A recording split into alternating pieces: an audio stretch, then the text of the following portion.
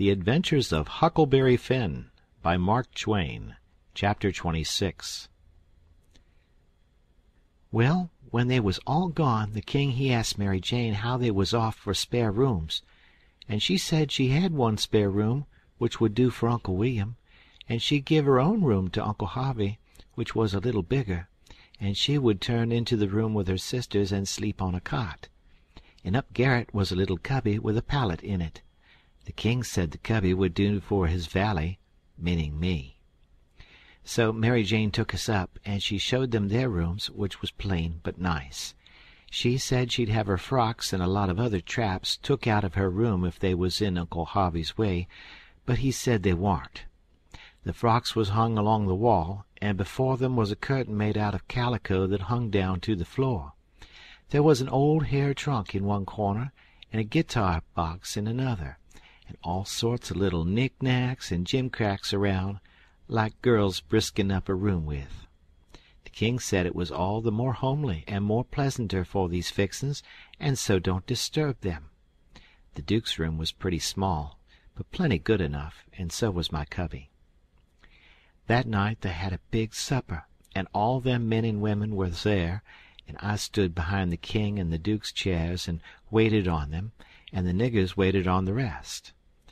Mary Jane, she sat at the head of the table, with Susan alongside of her, and said how bad the biscuits was, and how mean the preserves was, and how ornery and tough the fried chickens was, and all that kind of rot, the way women always do for to force out compliments. And the people all knowed everything was tip-top and said so. Said, "How do you get biscuits to brown so nice?" And, "Where, for the land's sakes, did you get these amazin' pickles?" And all that kind of humbug talky-talk, just the way people always does at a supper, you know. And when it was all done, me and the hare-lip had supper in the kitchen off of the leavin's, whilst the others was helping the niggers clean up the things. The hare-lip, she got to pumping me about England, and blessed if I didn't think the ice was getting mighty thin sometimes. She says, "Did you ever see the king?" "Who, William IV? Well, I bet I have. He goes to our church." I knowed he was dead years ago, but I never let on. So when I says he goes to our church, she says, "What, regular?" "Yes, regular. His pew's right over opposite ourn, on the other side the pulpit." "I thought he lived in London?" "Well, he does. Where would he live?" "But I thought you lived in Sheffield." I see I was up a stump. I had to let on to get choked with a chicken bone so as to get time to think how to get down again. Then I says, "I mean he goes to our church regular when he's in Sheffield. That's only in the summer-time when he comes there to take the sea baths." "Why, how you talk! Sheffield ain't on the sea." "Well, who said it was?" "Why, you did." "I didn't, nuther." "You did." "I didn't." "You did." "I never said nothin' of the kind." "Well, what did you say then?" "Said he come to take the sea baths. That's what I said." "Well, then, how's he going to take the sea baths if it ain't on the sea?" "Looky here," I says, "did you ever see any Congress water?" "Yes." "Well, did you have to go to Congress to get it?" "Why, no." "Well, neither does William IV have to go to the sea to get a sea bath." "How does he get it, then?" "Gets it the way people down here gets Congress water, in barrels. There in the palace at Sheffield they've got furnaces, and he wants his water hot. They can't bile that amount of water away off there at the sea. They haven't got no conveniences for it." "Oh, I see now. You might have said that in the first place and saved time." When she said that, I see I was out of the woods again, and so I was comfortable and glad. Next she says, "Do you go to church too?" "Yes, regular." "Where do you sit?" "Why, in our pew." "Whose pew?" "Why, our'n, your Uncle Harvey's." "His'n? What does he want with a pew?" "Wants it to set in. What did you reckon he wanted with it?" Why, I thought he'd be in the pulpit." Right him, I forgot he was a preacher. I see I was up a stump again, so I played another chicken bone and got another think. Then I says, "Blame it, do you suppose there ain't but one preacher to a church?" "Why, what do they want with more?" "What, to preach before a king? I never see such a girl as you. They don't have no less than 17. 17! My land! Why, I wouldn't set out such a string as that, not if I never got to glory. It must take 'em a week." "Shucks, they don't all of 'em preach the same day, only one of 'em." "Well, then, what does the rest of 'em do?" "Oh, nothing much. Loll around, pass the plate, and one thing or another, but mainly they don't do nothing." "Well, then, what are they for?" "Why, they're for style. Don't you know nothing?" "Well, I don't want to know no such foolishness as that. How is servants treated in England? Do they treat 'em better'n we treat our niggers?" "No. A servant ain't nobody there. They treat 'em worse than dogs." "Don't they give 'em holidays the way we do? Christmas and New Year's week and 4th of July?" "Oh, just listen. A body could tell you hain't ever been to England by that. Why, why, Joanna, they never see a holiday from year's end to year's end. Never go to the circus, nor theater, nor nigger shows, nor nowheres." "Nor church?" "Nor church." "But you always went to church." "Well, I was gone up again. I forgot I was the old man's servant.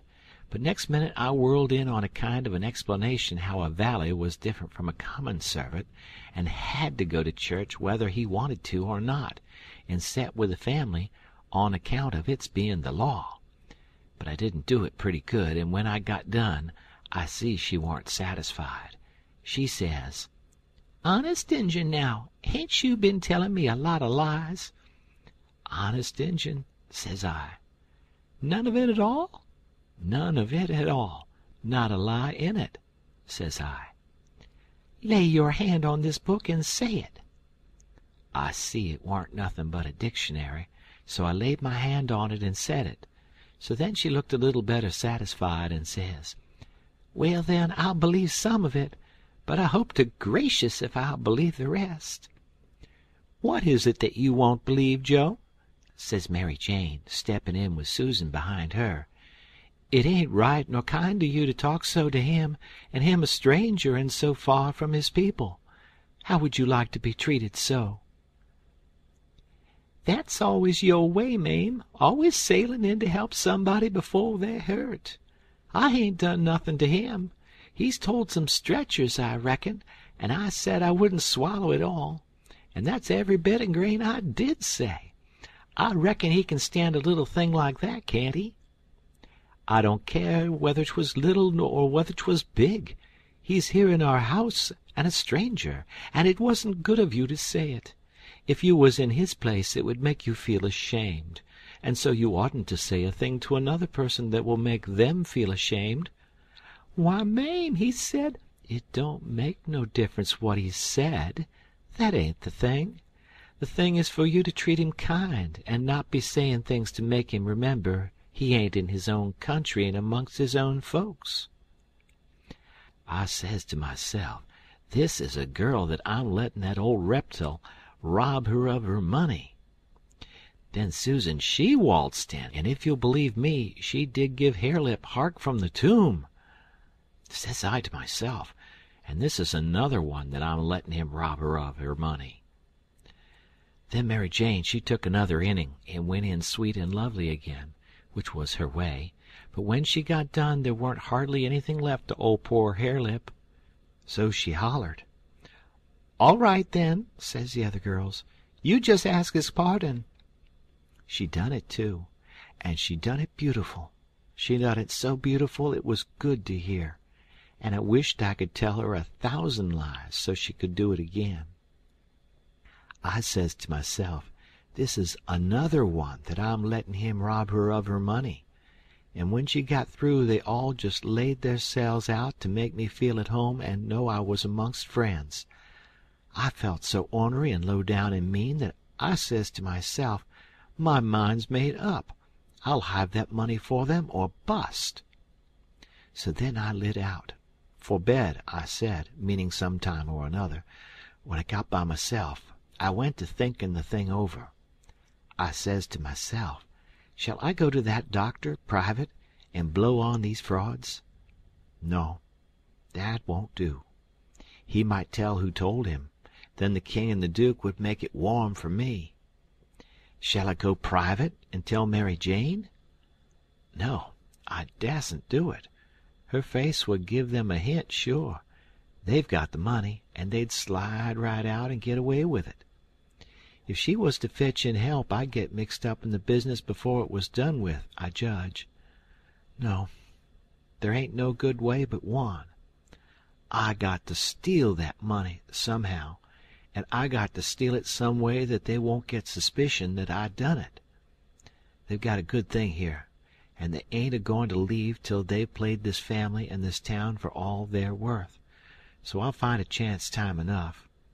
I'll steal it and hide it, and by and by, when I'm away down the river, I'll write a letter and tell Mary Jane where it's hid. But I better have it tonight if I can, because the doctor maybe hasn't let up as much as he lets on he has. He might scare them out of here yet. So, thinks I'll go and search them rooms. Upstairs the hall was dark, but I found the Duke's room and started to paw around it with my hands. But I recollected it wouldn't be much like the king to let anybody else take care of that money but his own self. So then I went to his room and begun to paw around there. But I see I couldn't do nothing without a candle, and I dasn't light one, of course. So I judged I've got to do the other thing, lay for them and eavesdrop. About that time I hears their footsteps coming, and was going to skip under the bed. I reached for it, but it wasn't where I thought it would be. But I touched the curtain that hid Mary Jane's frocks, so I jumped in behind that and snuggled in amongst the gowns and stood there perfectly still. They come in and shut the door, and the first thing the Duke done was to get down and look under the bed. Then I was glad I hadn't found the bed when I wanted it. And yet, you know, it's kind of natural to hide under the bed when you're up to anything private. They sets down then, and the king says, "Well, what is it? And cut it middlin' short, because it's better for us to be down there a-whoopin' up the mornin' than up here givin' 'em a chance to talk us over." "Well, this is it, Cabot. I ain't easy, I ain't comfortable. That doctor lays on my mind.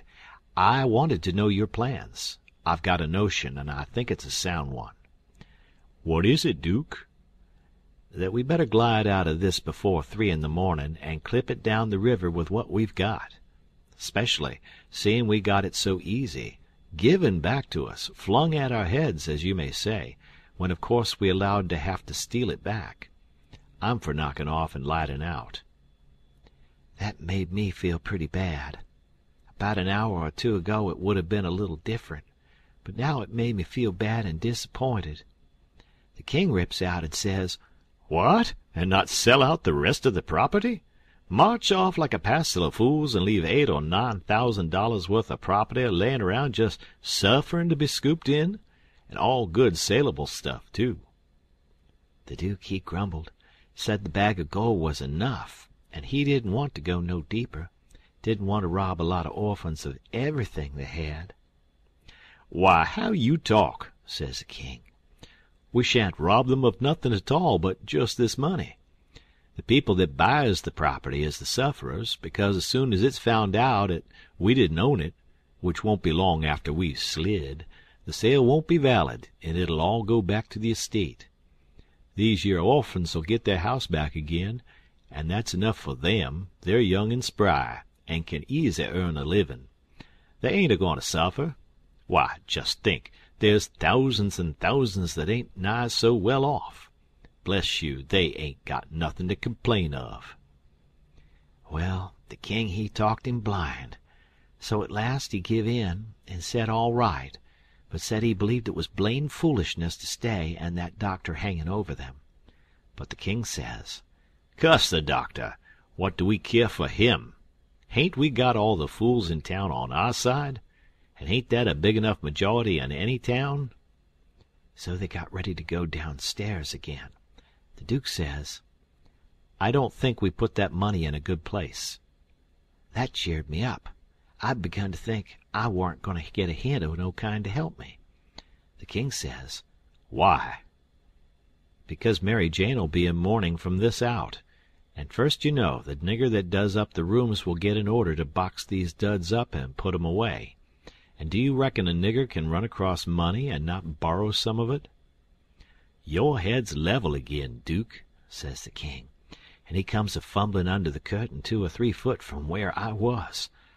I stuck tight to the wall and kept mighty still, though quivery, and I wondered what them fellers would say to me if they catched me, and I tried to think what I'd better do if they did catch me. But the king he got the bag before I could think more than about half a thought, and he never suspicioned I was around. They took and shoved the bag through a rip in the straw tick that was under the feather bed, and crammed it in a foot or 2 amongst the straw, and said it was all right now, because a nigger only makes up the feather bed, and don't turn over the straw tick only about twice a year, and so it warn't in no danger of getting stole now. But I knowed better. I had it out of there before they were halfway downstairs.